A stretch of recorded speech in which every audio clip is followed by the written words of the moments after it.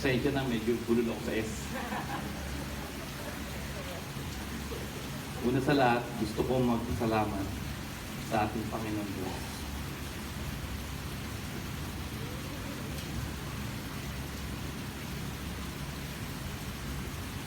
Siya ang dahilan kung bakit andito tayo ngayon. Siya ang dahilan kung bakit andito tayo ngayon sa special na araw na ito. Nakilala kita 2010, pero ang tagal ko hinintay ang isang tulad. Taong 2003, ang taon na pinaka ko sa buhay ko.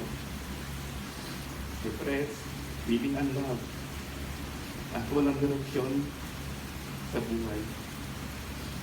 Taong 2009, pa siya akong magtrabaho sa Saudi para ayusin ang sarili ko.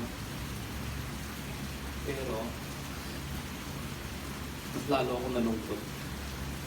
Hanggang mid-year, kung taon na yun, sobrang tanda ko, na habang may luha sa mga mata ko, bigla akong pumikit at kinausap ko ang Diyos. Lord, bigyan niyo po ako ng partner na mamahalin ako, natatanggapin kung sino at ano ako, lahat ng mga kainaan ko. At yun na, pagbakasyon ko noong 2010, nakilala na kita. Napakadaming pagsubok sa ating relasyon. Napakadaming dahilan para mag-give up ka. Pero mas pinili mong tanggapin ako, patawarin at ipaglaban ako. Napakabait ng Diyos sa akin at sinagot niya ang dasal ko. Kahit sa araw na ito, kaya sa araw na ito, sa harapan ng alagad ng Diyos at harapan ng ating mga relatives at friends, tinivaus ko. I promise, ang ating pagsasama ay palaging lalapit tayo sa Diyos dahil siya ang may control ng lahat, siya ang ating sentro sa buhay. Pinapangako ko din na iiwasan ko na ang mga gawain hindi maganda at nakakasira sa ating relasyon.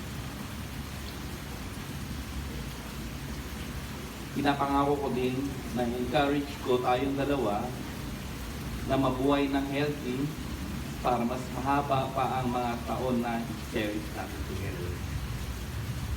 At pag pulupot na ang balat mo at hindi ka na kaya ng skincare routine mo, hindi pa rin ako hahanap ng chicks. Ikaw pa rin. At araw-araw ko pa rin paparamdam sa'yo gaano ka kaganda sa mata ko at gaano kita kamahal. And finally,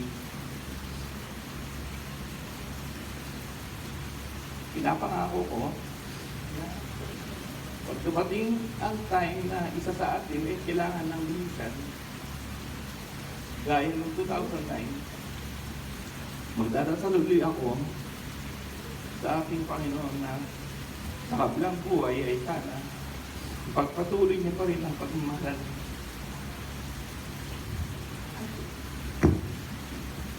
Applause.